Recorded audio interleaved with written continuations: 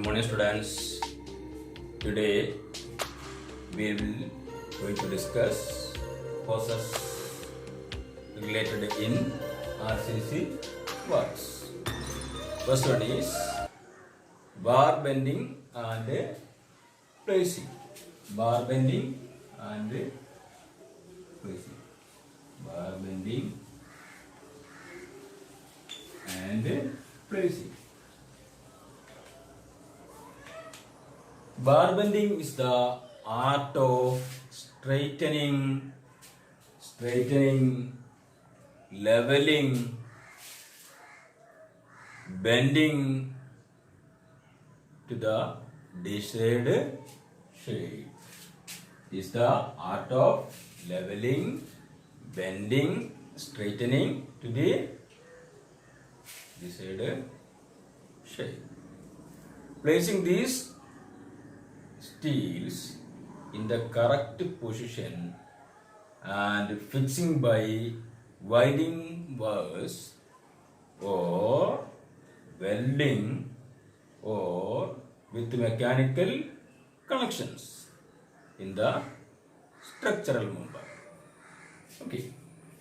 Bar bending and placing. നമുക്കറിയാം concrete ചെയ്യുമ്പോൾ first തന്നെ ഈ സ്റ്റീൽ കമ്പികൾ അവരതിൻ്റെ ബെൻഡ് നിവർത്തും, അടിച്ചിട്ട് ബെൻഡ് നിർത്തും. അതുപോലെ തന്നെ ഇത് പ്ലേസ് ചെയ്യാൻ വേണ്ട സ്ഥലങ്ങൾ ഒരുക്കും. അതായത് നമ്മുടെ വാർപ്പിൻ്റെ പലകയൊക്കെ അടിച്ചിട്ട് ഏതാണെങ്കിലും, അത് പില്ലറാണെങ്കിലും ലിൻഡലാണെങ്കിലും അതേപോലെ സ്ലാബ് ആണെങ്കിലും അതിൻ്റെ പലകയൊക്കെ അടിച്ച് അത് ലെവൽ ചെയ്യും. അതുപോലെ തന്നെ കമ്പികൾ അതിൻ്റെ സ്ട്രെയിറ്റനിങ് നടത്തും, പിന്നെ ലെവൽ ചെയ്യും.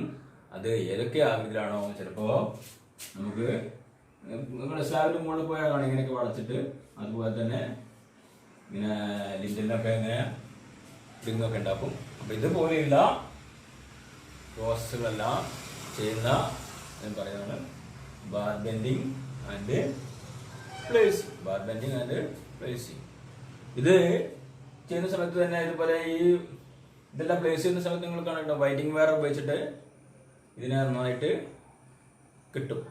ഇങ്ങനെ കുറേ കമ്പികൾ ഇങ്ങനെ കൊടുക്കുകയാണെങ്കിൽ ഇതിനെല്ലാം വൈൻഡിങ് വയേഴ്സ് ഉപയോഗിച്ചിട്ട് അവർ കിട്ടും.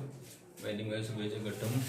ചിലരത് വൈൻഡിങ് വയേഴ്സിന് പകരം ഇവിടെ സ്പോട്ട് അടിച്ച് വെൽഡ് ചെയ്യുക, വെൽഡ് ചെയ്യുന്നുണ്ട്. പിന്നെ അതുപോലെ മെക്കാനിക്കലായിട്ട് നെറ്റ് പോയിട്ട് സ്ക്രൂ ഒക്കെ ചെയ്തിട്ട് അങ്ങനെയുള്ള പല മെത്തേഡുകളിലും എന്ത് ചെയ്യുന്നുണ്ട്, വെറ്റ് എന്തെങ്കിലും മെത്തേഡൊക്കെ ഉപയോഗിച്ചിട്ട് ഇത് ജോയിൻ ചെയ്യും. ഇങ്ങനെയെല്ലാം ചെയ്യുന്ന പ്രോസസ്സാണ് ബാർ ബെൻഡിങ് ആൻഡ് പ്ലേസിങ് എന്ന് പറയുന്നത്. ഓക്കെ, മനസ്സിലായില്ലേ? Next one pre stressing.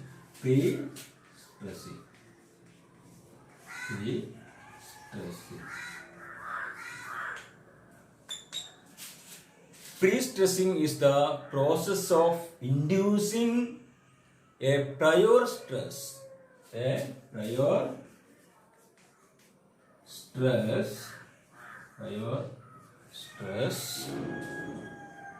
into the concrete before the actual loading of the structural element. Pre-stressing is the process of inducing a prior stress into the concrete before the actual loading of the structural element. Okay. Pre-stressed concrete is a combined of high strength concrete and high strength steel. Pre-stressed concrete നമ്മൾ നേരത്തെ പഠിച്ചതാണ്. അതിൻ്റെ സ്റ്റീലും കോൺക്രീറ്റും high stressed ആണ്. High stressed കോൺക്രീറ്റും high stressed സ്റ്റീലും ആണ് ഇവിടെ ഉപയോഗിക്കുന്നത്, പ്രീ സ്ട്രെസ്ഡ് കോൺക്രീറ്റിൽ ഉപയോഗിക്കുന്നത്. The uses are roof slabs of ബിൽഡിങ്ങുകളുടെ റൂഫ് സ്ലാബുകൾ ഉണ്ടാക്കാൻ ഈ പ്രീ സ്ട്രെസ്ഡ് കോൺക്രീറ്റ് ഉപയോഗിക്കുന്നുണ്ട്. Second, bridge ഗർഡേഴ്സ്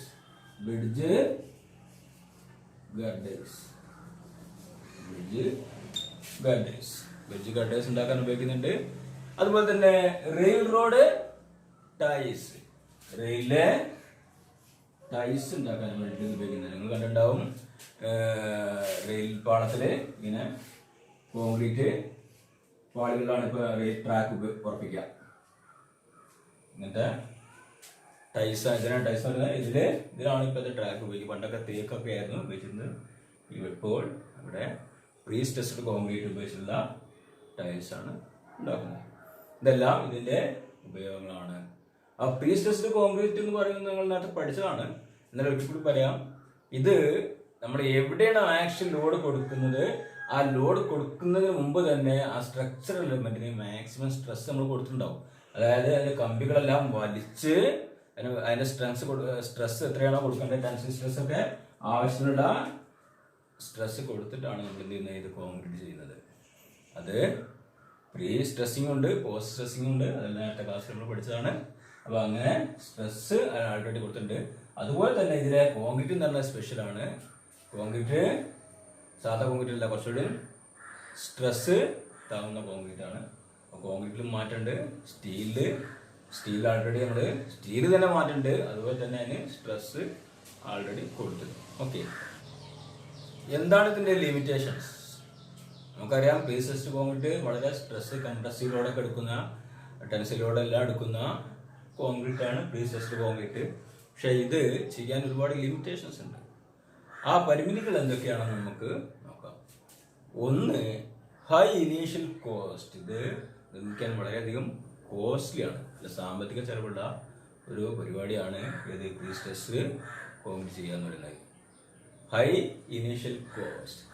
second one, need of specialised technology. ഇതിന് ടെക്നോളജി നമ്മൾ സാധാരണ വാർക്ക ചെയ്യുന്ന പോലെയല്ല ഇതിന്റെ പരിപാടി. ഇതിന് നല്ല സ്പെഷ്യലൈസ്ഡ് ടെക്നോളജി അപ്ലൈ ചെയ്യാനുണ്ട്. പിന്നെ അതുപോലെ തന്നെ നീഡ് ഓഫ് സ്പെഷ്യലൈസ്ഡ് വർക്ക്മാൻസ്. ഇത് ചെയ്യാനും നല്ല സ്പെഷ്യലൈസ്ഡ് ആളുകൾ വേണം, സ്പെഷ്യലൈസ്ഡ് മാൻ പവർ വേണം ഇവിടെ പ്രോസസ്സിംഗ് ചെയ്യാൻ. അതുപോലെ തന്നെ സ്പെഷ്യൽ കോൺക്രീറ്റ് ആണ്, സ്പെഷ്യൽ സ്റ്റീലാണ് ഉപയോഗിക്കുന്നത്. അതുപോലെ തന്നെ സ്പെഷ്യൽ എക്യുപ്മെന്റ്സും ഇതിന് ഉപയോഗിക്കണം. ഇതെല്ലാം ഇതിന്റെ ലിമിറ്റേഷൻസ് ആണ്. Okay, next, form work. Form work.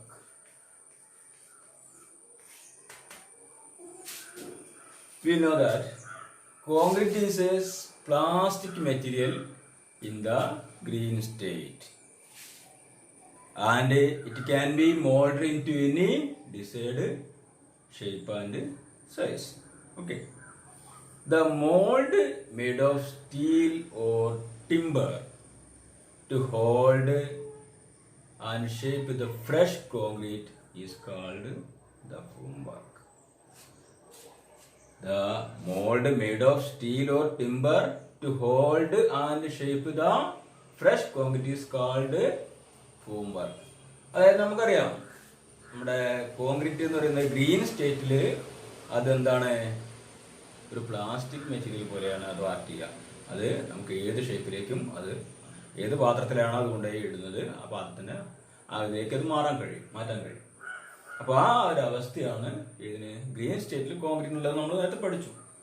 അപ്പോൾ ഇവിടെ നമുക്ക് ഏത് ആകൃതിയിലാണോ കോൺക്രീറ്റ് ചെയ്യേണ്ടത്, ആ ചെയ്യേണ്ട ആകൃതിയിലേക്ക് നമ്മൾ എന്ത് ചെയ്യണം, ഒരു പാത്രം ഉണ്ടാക്കണം. ഇപ്പം ലിൻഡിൽ വാർക്കുകയാണെങ്കിൽ ലിൻഡലിന് ആകൃതിയിലുള്ള പാത്രം, അത് മരം ഉപയോഗിച്ചിട്ടാവാം, സ്റ്റീൽ ഉപയോഗിച്ചിട്ടാവും. അതുപോലെ സ്ലാബ് ആണെങ്കിൽ സ്ലാബിന് അടിഭാഗത്ത് പല കടിച്ചിട്ട് അതും സ്റ്റീലും മറ്റേ മരമൊക്കെ ഉപയോഗിച്ചിട്ട് ചെയ്യാം. അതുപോലെ തന്നെ പില്ലർ ആണെങ്കിൽ പില്ലറിനും ബോക്സ് അടിക്കും. അപ്പൊ ഇങ്ങനെയെല്ലാം ചെയ്തിട്ട് അതിലേക്കാണ് നമ്മൾ നേരത്തെ പറഞ്ഞ ബാർ ബെൻഡിങ് നടത്തിയിട്ട് സ്റ്റീൽ കൊണ്ട് വെക്കുന്നത്. സ്റ്റീൽ വെച്ചിട്ട് അതിന്റെ ഫാസ്റ്റനിങ് പ്രോസസ് എല്ലാം നടത്തി കഴിഞ്ഞിട്ട് എന്ത് ചെയ്യും, നമ്മൾ അതിലേക്ക് സിമെന്റ് മറ്റെല്ലാം മിക്സ് ചെയ്ത കോൺക്രീറ്റിനെ കൊണ്ടുപോയി അതിലേക്ക് ചേർക്കും. ആ കോൺക്രീറ്റ് കൊണ്ടുപോയി മോൾഡ് ചെയ്യാൻ, ആ മോൾഡ് തയ്യാറാക്കുന്ന വർക്കിനെ നമുക്ക് ഫോം വർക്ക് എന്ന് പറയാം. മനസ്സിലായോ? പലക ഉപയോഗിച്ച് പലകടിക്കുക എന്നാണ് നാടൻ രീതിയിൽ ഇതിന് പറയാ, ഫോം വർക്കിന് പറയാം. പലകയും ഷീറ്റും എല്ലാം ഉപയോഗിച്ചിട്ട് ആവശ്യമായ മോൾഡ് തയ്യാറാക്കുന്നതിനെയാണ് ഫോം വർക്ക് എന്ന് പറയാം. It must be strong. നല്ല സ്ട്രോങ് ആയിരിക്കണം. ഫോം വർക്ക് നല്ല സ്ട്രോങ് ആയിരിക്കണം. സ്മൂത്ത്, നല്ല സ്മൂത്ത് ആയിരിക്കണം, ഫുൾ റഫാൻ പാടില്ല. Easy to erect and remove, നമുക്ക് അതിലെന്തെങ്കിലും കറക്ഷനൊക്കെ പറഞ്ഞിട്ടുണ്ടെങ്കിൽ അത് പെട്ടെന്ന് ചെയ്യാൻ കഴിയണം. അതുപോലെ തന്നെ ഇത് കോൺക്രീറ്റ് സെറ്റായി കഴിഞ്ഞിട്ട് നമുക്കത് റിമൂവ് ചെയ്യാനും കഴിയണം. Easy to erect and remove. അതുപോലെ ഈസിലി അവൈലബിൾ ആയിരിക്കണം, ഈ മെറ്റീരിയൽ എല്ലാം ഈസിലി അവൈലബിൾ ആയിരിക്കണം. ആൻഡ് എക്കണോമിക്, സാമ്പത്തികം കുറഞ്ഞ മെറ്റീരിയൽ ആയിരിക്കണം. നിങ്ങൾക്കറിയാം മരങ്ങൾ തന്നെ വേസ്റ്റ് മരങ്ങളാണ് കൂടുതൽ ആളുകൾ ഉപയോഗിക്കുന്നത്. ഓക്കെ. പിന്നെ ഡ്യൂറബിൾ, ഒരുപാട് കാലം ലാസ്റ്റിംഗ് വേണം, പെട്ടെന്ന് കേടുവരാനും പാടില്ല. ഈ ഫോം വർക്ക് ഉപയോഗിക്കുന്ന മെറ്റീരിയൽസ് എന്ന് പറയുന്നത് പെട്ടെന്ന് കേടുവരാനും പാടില്ല. Durable. And easy to work and reusable, work ചെയ്യാൻ ഈസി ആയിരിക്കണം, അത് വീണ്ടും ഉപയോഗിക്കാൻ കഴിയുന്നതായിരിക്കണം. Next, curing.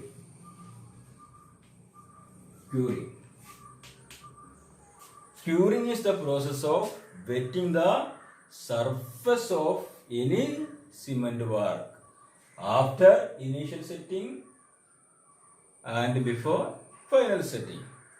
It is the wetting of any cement work. Any cement work എന്ന് പറയാൻ കാരണം കോൺക്രീറ്റ് ആവാം, പ്ലാസ്റ്ററിങ് ആവാം, അതിലെല്ലാം ഈ സിമെന്റ് വർക്ക് ചെയ്ത് കഴിഞ്ഞാൽ അതിൽ വെറ്റ് ചെയ്യണം, അത് മോയ്സ്ചർ അതിൽ എപ്പോഴും നിലനിർത്തണം, അല്ലെങ്കിൽ വെള്ളത്തിന്റെ അംശം അതിൽ നിലനിർത്തിക്കൊണ്ടേയിരിക്കണം. ഏത് ദിവസം വരെ? അത് ഹാർഡൻഡ് ആവുന്നവരെ. അപ്പൊ ഇനീഷ്യൽ സെറ്റിംഗ് കഴിഞ്ഞിട്ട് ഫൈനൽ സെറ്റിങ്ങിന്റെ ഉള്ളിലുള്ള ആ ഗ്യാപ്പുകളിൽ ആ സിമെന്റിന് മുകളിൽ ഫുൾ ടൈം എന്ത് വേണം? മോയ്സ്ചർ കണ്ടന്റ് വേണം, അല്ലെങ്കിൽ നനവ് വേണം, നനവ് ഉണ്ടായിരിക്കണം. അതിന് പറയുന്ന പേരാണ് ക്യൂറിംഗ്. ആ നനവ് വരുത്തുന്ന പ്രോസസ് പറയുന്ന പേരാണ് curing. Curing is the process of wetting the surface of any cement work after the initial setting and before the final setting. Okay. Curing creates a suitable environment around the cement surface for gaining strength. അതായത് strength ഇങ്ങനെ കൂടി വരാൻ ആവശ്യമായ ഒരു atmosphere ഉണ്ടാക്കുകയാണ് ഇത് ചെയ്യുന്നത്, curing ചെയ്യുന്നത്. നമ്മുടെ കോൺക്രീറ്റിന്റെ സിമെന്റും വെള്ളവും ചേർന്ന് കഴിഞ്ഞാൽ നമുക്കറിയാം ഹൈഡ്രേഷൻ എന്ന് പറഞ്ഞ പ്രോസസ് നടക്കുന്നുണ്ട്. ഈ ഹൈഡ്രേഷൻ എന്ന് പറയുന്ന പ്രോസസ് ആണ് അതിന്റെ കെമിക്കൽ റിയാക്ഷൻ. ഹൈഡ്രേഷൻ നടക്കുമ്പോഴാണ് എന്ത് ചെയ്യുന്നത്? സിമെന്റും മറ്റു മെറ്റീരിയലായിട്ട് ബൈൻഡിങ് നടക്കുന്നത്. അപ്പൊ ഈ ബൈൻഡിങ് സ്ട്രോങ് ആവണമെങ്കിൽ എന്ത് ചെയ്യണം? ഈ ഹൈഡ്രേഷൻ പ്രോസസ് നടന്നുകൊണ്ടിരിക്കണം. ഹൈഡ്രേഷൻ പ്രോസസ് നടന്നുകൊണ്ടിരിക്കണമെങ്കിൽ നമ്മൾ എന്ത് ചെയ്യണം? വെറ്റ് സർഫസ് അല്ലെങ്കിൽ മോയ്സ്ചർ അല്ലെങ്കിൽ വാട്ടർ കണ്ടന്റ് ആ സിമെന്റിൽ കിട്ടിക്കൊണ്ടേയിരിക്കണം. സിമെന്റിൽ കിട്ടിക്കൊണ്ടിരിക്കുന്നിടത്തോളം കാലം ഹൈഡ്രേഷൻ പ്രോസസ് നടന്നുകൊണ്ടിരിക്കും, സെറ്റിങ് തുടർന്നുകൊണ്ടിരിക്കും. അങ്ങനെ സിമെന്റ് മറ്റുള്ളതെല്ലാം ചേർന്നിട്ട് നല്ല ഹാർഡൻഡ് ആയിട്ട് മാറുന്നവരെ നമുക്ക് എന്ത് ചെയ്യണം? ഈ വെറ്റിംഗ് പ്രോസസ്സ് നടന്നുകൊണ്ടിരിക്കണം. ഓക്കെ. ഒരുപാട് മെത്തേഡുകൾ ഉണ്ട് ക്യൂറിംഗ് ചെയ്യാൻ. Curing is done by sprinkling of water intermittently. നമ്മുടെ വാട്ടർ സ്പ്രിംഗ്ലർ കണ്ടിട്ടുണ്ടാവും നിങ്ങൾ. വാട്ടർ സ്പ്രിംഗ്ലർ അതായത് വെള്ളം ഇങ്ങനെ കറക്കി വിടും, സ്പ്രേ ആയിട്ട്. പൂന്തോട്ടങ്ങളിലൊക്കെ പോയി കാണാം. അതുപോലെ തെങ്ങ് നനയ്ക്കാനൊക്കെ ഉപയോഗിക്കാറുണ്ട്, പാടങ്ങളിലൊക്കെ ഉപയോഗിക്കാറുണ്ട്. അപ്പോൾ സ്പ്രിംഗ്ലർ, അപ്പോൾ വീട് നനയ്ക്കാൻ ടെറസിന്റെ മുകളിൽ ഈ സ്പ്രിംഗ്ലർ വെക്കും. 1 2 3 5 6 സ്പ്രിംഗ്ലറൊക്കെ ആയിട്ട് വെച്ചിട്ട് ഡയറക്റ്റ് ഹൈ പ്രഷർ വാട്ടർ കൊടുത്തു കഴിഞ്ഞാൽ ഈ സ്പ്രിംഗ്ലർ എന്ത് ചെയ്യും? കാരണം അത് കണ്ടിന്യൂസ് വേണ്ട, അത് ഇന്റർമിറ്റന്റ്ലി ഇടവിട്ട് എന്ത് ചെയ്യണം? നനയ്ക്കണം. അപ്പൊ ഇടവിട്ട് ഇങ്ങനെ നനച്ചുകൊണ്ടിരുന്നാൽ എന്ത് സംഭവിക്കില്ല? ഈ കോൺക്രീറ്റിലുള്ള മോയ്സ്ചർ കണ്ടന്റ് ഇല്ലാതാവില്ല. അപ്പൊ മോയ്സ്ചർ കണ്ടന്റ് നിലനിൽക്കാൻ വേണ്ടിയിട്ട് ഇടയ്ക്കിടയ്ക്ക് വെള്ളം നനച്ചുകൊണ്ടിരിക്കുക. അതിന് sprinkling of water. Sprinkling of water. Second one, ponding with water. Ponding with water. Ponding with water. ഇത് നിങ്ങൾ കൂടുതൽ കണ്ടിട്ടുണ്ടാവും. പോണ്ടിങ് വിത്ത് വാട്ടർ ആണ് കൂടുതൽ ആളുകൾ ചെയ്യുന്നത്. വെള്ളം കെട്ടി നിർത്തുക. അതിന്റെ സ്ലാബൊക്കെ ആണെങ്കിൽ സ്ലാബിന്റെ ചുറ്റുഭാഗത്ത് നമ്മൾ പടപെട്ടിട്ട് ചെറിയ ചെറിയ തട്ടുകൾ ഇങ്ങനെ ചെറിയ കള്ളികളാക്കി തിരിച്ച് സിമെന്റ് കൊണ്ടൊക്കെ സിമെന്റ് മണലൊക്കെ തിരിച്ചിട്ട് അതിൽ വെള്ളം ഒഴിച്ച് നിർത്തുന്നതിനാണ് ബോണ്ടിങ് വിത്ത് വാട്ടർ എന്ന് പറയുന്നത്. അപ്പോൾ വെള്ളം കെട്ടി നിർത്തുക, ഇത് മറ്റൊരു ക്യൂറിങ് മെത്തേഡാണ്. Bonding first one sprinkling of water ഇന്റർമീഡിയറ്റ്ലി, second one bonding with water. ഇത് കണ്ടിന്യൂസ് ആ ദിവസം വരെ എന്നാണോ ഹാർഡനിങ് നമുക്ക് ആവശ്യം. 15 ദിവസം മിനിമം ആയിട്ട് നമ്മൾ ചെയ്ത് 28 ദിവസം വരെ ചെയ്യുന്നത് നല്ലതാണ്.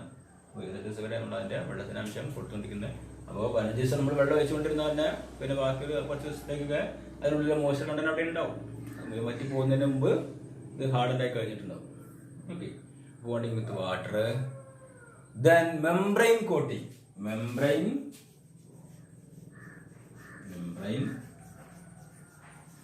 കോട്ടിങ്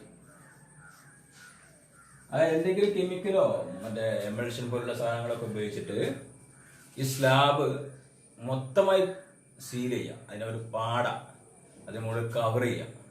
ഇത് നമ്മുടെ കോൺക്രീറ്റ് ക്യൂറിങ് ചെയ്യുന്ന കോൺക്രീറ്റ് സ്ലാബ് ആണെങ്കിൽ സ്ലാബിന്റെ മൊത്തം ഇതിന്റെ മുകളിലും സൈഡിലും എല്ലാ ഭാഗത്തും എന്തെങ്കിലും മെറ്റീരിയൽ വെച്ച്, കെമിക്കൽ ആണെങ്കിലും വേണ്ടില്ല, അതുപോലെ എമൾഷനൊക്കെ ഉപയോഗിക്കുന്നുണ്ട്, അതൊക്കെ ഉപയോഗിച്ചിട്ട് ഇതിന് മൊത്തം അതിന്റെ മുകളിൽ അങ്ങ് കവർ ചെയ്യുക. അതിനെയാണ് മെംബ്രെയിൻ കോട്ടിങ് എന്ന് പറയുന്നത്. അങ്ങനെ മെംബ്രെയിൻ കോട്ടിങ് കൊടുത്തു കഴിഞ്ഞാൽ വെള്ളം അതിനുള്ളിലേക്ക് ചെല്ലില്ല, പകരം അതിനുള്ളിലുള്ള നമ്മുടെ സിമന്റ് കോൺക്രീറ്റ് മിക്സ് ചെയ്ത സമയത്ത് അതിനുള്ളിലുണ്ടാകുന്ന വാട്ടർ കണ്ടന്റ് പുറത്തേക്ക് പോകത്തില്ല. അപ്പം വാട്ടർ കണ്ടന്റ് മോശത്തിനുള്ളിലുള്ള മോയ്സ്ചർ അവിടെ നിലനിർത്തുക എന്നുള്ളത് ഒരു ഫംഗ്ഷനാണ് മെയിനായിട്ട് മെംബ്രെയിൻ കോട്ടിങ് കൊണ്ട് ചെയ്യാൻ കഴിയുക. അപ്പം മെംബ്രെയിൻ കോട്ടിങ് കൊടുത്തു കഴിഞ്ഞാൽ അതിനുള്ളിലുള്ള വെള്ളം ഒരിക്കലും പുറത്തേക്ക് പോകില്ല, വെള്ളം അതിനുള്ളിൽ തന്നെ വരുന്നു. അതാണ് ഒരു മെത്തേഡ്. നെക്സ്റ്റ് മെത്തേഡ് എന്ന് പറയുന്നത് കെമിക്കൽ സപ്ലൈ ചെയ്തിട്ടും മെംബ്രെയിൻ കോട്ടിങ്ങിൽ കെമിക്കൽ സപ്ലൈ ചെയ്തിട്ടാണ് ചെയ്യുന്നത്. Next method steam curing.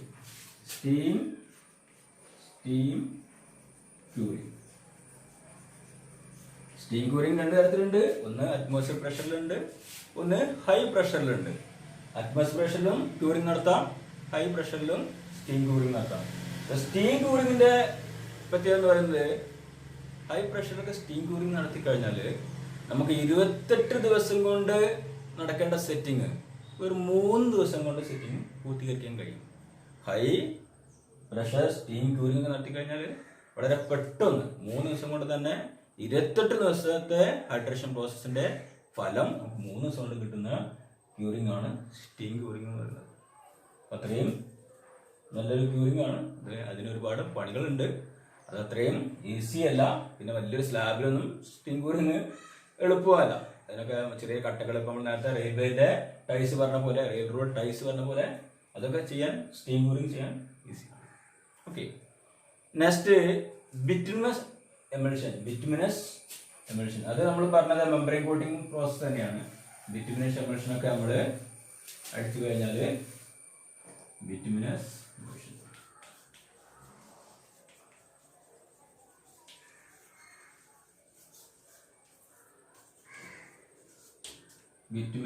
Emulsion. ഇത് ഉപയോഗിച്ചിട്ട് അതും കോട്ടിങ് നടത്തി കഴിഞ്ഞാൽ അതുപോലെ മോയ്സ്ചർ കണ്ടന്റ് തീരെ എന്ന് പുറത്തേക്ക് പോകത്തില്ല, അതിന് ഹൈഡ്രേഷൻ തുടർന്നുകൊണ്ടേയിരിക്കും. Okay, next one waterproof papers.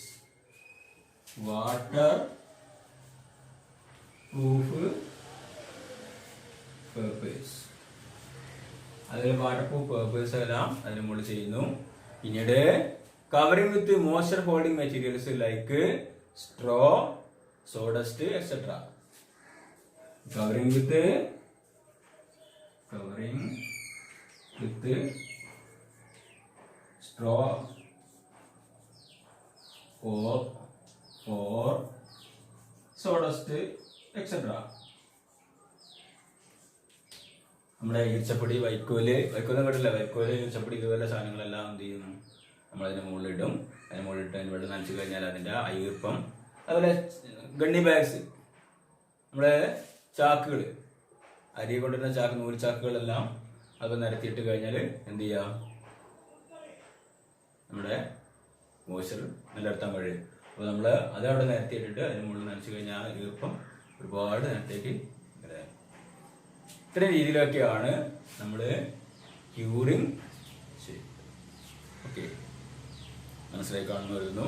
ഇതോടെ chapter 6 reinforced cement concrete works അവസാനിക്കുന്നു. നമ്മൾ അടുത്ത പുതിയ ചാപ്റ്ററുമായി വീണ്ടും കാണാം. ഓക്കെ.